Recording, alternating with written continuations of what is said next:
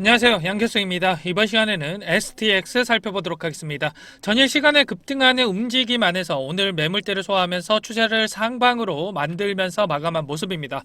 자, 지켜줘야 될 구간에서 지켜주면서 돌려 세웠기 때문에 충분히 우상향하는 움직임을 기대할 수가 있는 거고, 주가 변동성을 키우면서 하락하는 이 기간 동안에 세력들이 물량을 모두 털고 나간 것으로 우리가 오해할 수 있겠지만, 이러한 큰 봉 안에서 매수 매도를 반복을 하면서 여전히 세력들이 물량을 보유하고 있는 부분 말씀을 드려봅니다. 오늘은 여러분들께 세력들의 이 평단가에 대한 부분들, 그리고 그에 따른 우리의 대응 방향, 이 부분이 가장 중요하겠죠. 중장기적인 관점에서 끌고 갔을 때 우리가 또 적정 가치에 따른 목표가까지 또 알고 끌고 가야 되기 때문에 이 모든 부분들 상세하게 짚어드리는 시간 갖도록 하겠습니다.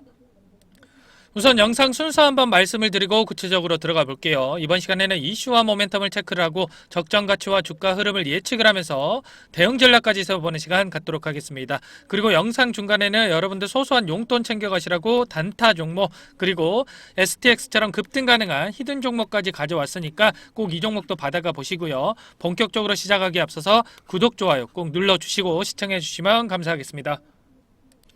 순매수 거래원 순위에 따른 창구별로 최근에 이 하락하는 구간 안에서 어떠한 움직임이 있었는지 동향에 대해서 살펴보면, 토스증권 같은 경우에는 계속해서 물량을 모아가고 있는 것으로 볼 수가 있겠고요. KB증권, 그리고 한국투자증권, 삼성증권 쪽에서는 매수 매도를 반복하면서 조금 더 수익을 챙겨가는 이러한 물량들이 더욱더 많았다라고 볼 수가 있겠습니다. 그런데 여기서 중요하게 우리가 체크를 해야 될 게, 거래량이 많이 터졌음에도 불구하고 매수세와 매도세 간에 큰 차이가 없다라는 겁니다. 이때 210만 주가량의 거래량이 터졌음에도 불구하고 매수와 매도 간에 1700주의 차이만 보이고 있다라는 거고, 오늘 같은 경우에도 148만 주의 이 거래량이 나왔음에도 불구하고 매수와 매도세 간에 365주 정도의 차이밖에 보이지 않고 있는 부분 확인할 수가 있습니다. 그렇다라는 건 뭡니까? 손바뀜 현상이 나타나고 있다라고 우리가 이해할 수가 있는 거고, 1차 세력이 이탈을 하고 2차 세력이 들어오고 있다, 이렇게 우리가 볼 수가 있다라는 겁니다. 그렇다면 우리가 이렇게 새롭게 진입한 2차 세력들의 평단가를 확인을 했을 때 어느 시점에서 대응을 할 수 있는지, 이 대응 구간에 대해서 우리가 힌트를 얻을 수가 있다라는 거고, 이 부분에 대해서 빠르게 한번 말씀을 드려보도록 하겠습니다. 신규로 진입한 물량들의 평단가를 우리가 체크를 해 본다라고 했을 때, 토스증권 쪽에서는 35,400원, 그리고 29,100원 쪽에서 거래량이 가장 많이 터지면서 물량들이 들어왔다라고 볼 수가 있겠고요. 신한투자증권을 보면 29,500원대, 그리고 29,100원, 35,400원까지 물량들이 가장 많이 유입된 부분들을 우리가 확인할 수가 있습니다. 그리고 미래에셋증권에서는 35,400원대에서 거래량이 가장 많이 터뜨리면서 물량들이 또 유입이 됐었고요. 유한타증권도 마찬가지로 35,400원대에서 물량들이 가장 많이 있었던 부분들을 우리가 확인할 수 있고, IPK도 마찬가지입니다. 결과적으로 35,400원대 그리고 29,100원대에서 물량들이 가장 많이 있다라고 우리가 확인할 수가 있겠고, 이 부분 차트에다가 추가로 제가 설정을 한번 해보도록 하겠습니다. 이 평단가를 우리가 차트를 설정을 했을 때 이렇게 되고요. 이 구간에서는 계속해서 지지하는 이러한 움직임이 나타나고 있다라는 거 말씀을 드려보면서, 우리가 이렇게 반등하는 움직임이 나왔을 때 상단에 나와 있는 이 물량들을 이 본전 가격에서 던질 것인지, 혹은 그 이상의 주가를 만들면서 소화를 시킬 것인지, 이 부분에 대한 부분들은 우리가 대응의 영역이기 때문에 이 시시각각 변하는 수급적인 부분들을 우리가 판단을 하면서 대응을 해야 된다라는 부분을 말씀을 드려보도록 하겠고요. 이 부분에 대해서는 제가 영상 중간에서 어떻게 대응을 해야 될지 여러분들께 상세하게 말씀을 드리는 시간을 가져보도록 하겠습니다. 아시겠죠?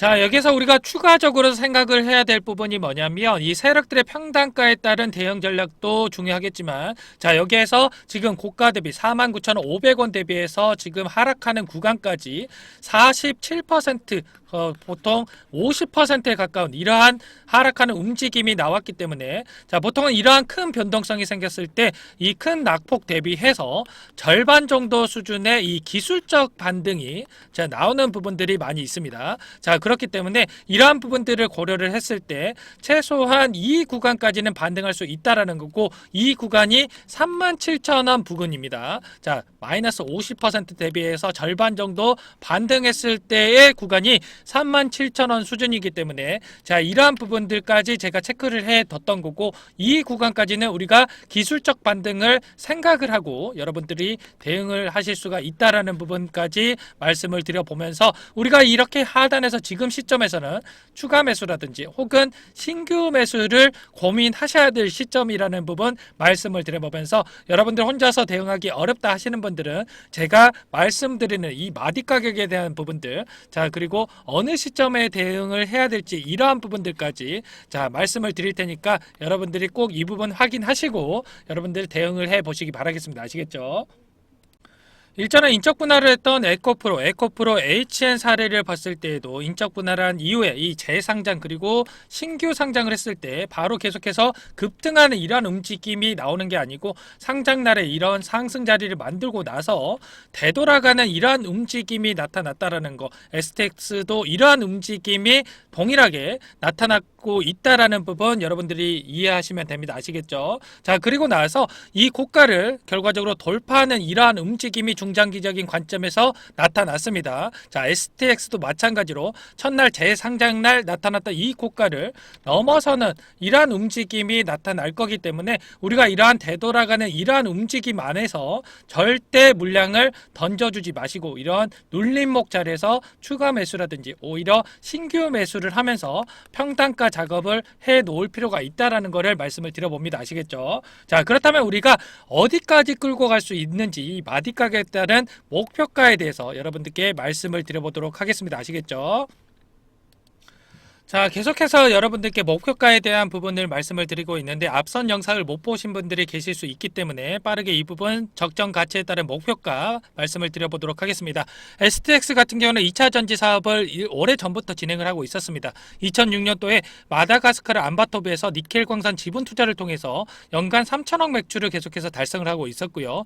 그리고 19년도에는 모잠비크 키울라 광산에서 흑연과 바나툼에 대한 판매권을 또 확보를 하면서 추가 매출이 발생을 하고 있는 상황입니다. 자, 그리고 8월 달에는 인도네시아 합작 투자 설립을 통해서 술라웨시 니켈 광산 지분 20%를 확보를 했고요. 이 광산 같은 경우에는 연간 최대 생산량 4천억 정도를 하고 있기 때문에 지분 가치에 따라서 우리가 800억 정도의 매출을 예상을 해볼 수가 있습니다. 자, 그리고 여기에 옵션이 하나가 있는데, 추후에 광산 지분에 대해서 20%에서 49%까지 추가할 수 있는 옵션이 있고요. 자, 이렇게 지분을 늘려갔을 경우에 우리가 연간 2천억의 매출을 자, 예상을 해볼 수 있다라는 거 말씀을 드려봅니다. 그리고 6월 달에 중국 영정 리튬 전지와 리튬 국내 생산 그리고 판매 MOU를 또 체결을 한 적이 있었습니다. 자, 그리고 태백시와 지금 핵심 원료 가공 산업 단지를 조성하기로 협약을 진행한 부분이 있었는데, 하반기에 이러한 정제 공장에 대해서 착공 소식까지 우리가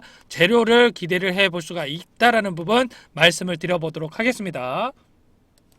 자, 이렇게 됐을 때 분기보고서에 따르면 2차전지 소재 사업에 대해서 3천억 정도의 매출을 달성을 했고요.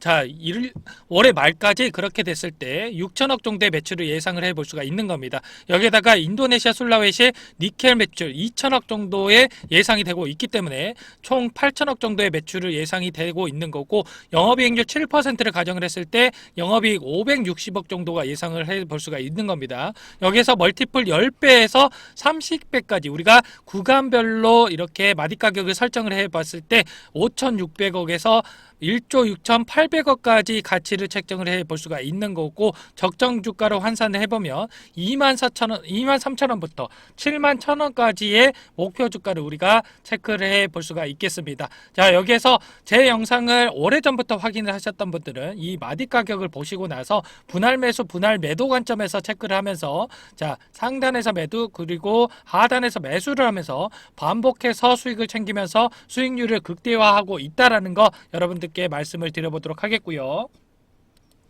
그리고 우리가 중장기적인 관점에서 최종적으로 어디까지 끌고 갈 수 있는지에 대해서 말씀을 드려보면 결론적으로 15만 4,500원까지 우리가 볼 수 있다라는 거 말씀을 드려봅니다. 자, 이 금액이 나오는 근거에 대해서 또 말씀을 드려야 되겠죠. 자, 2차 전지 매출 올해 6천억 정도 달성이 예상이 된다라고 말씀을 드렸고요. 영업이익률 7%를 해서 영업이익 420억 정도를 예상을 해볼 수가 있습니다. 자, 그리고 인도네시아, 술라웨시, 니켈에 대해서 현재 10만 톤 정도의 생산이 가능한데 26년도까지 100만 톤까지 캐파를 증설을 하겠다라고 이야기를 했고, 지분율 20%에서 49% 증가를 했을 경우 가정을 해보면 현재 최대 매출이 4천억에서 10배 4조 원까지 우리가 기대를 해볼 수가 있는 거고, 50%의 우리가 지분율을 가정을 했을 때 매출 2조 원 정도를 예상을 해볼 수가 있다라는 겁니다. 영업이익률 10%를 우리가 여기에다 책정을 해봤을 때 영업이 2천억 정도를 우리가 볼 수가 있는 거고,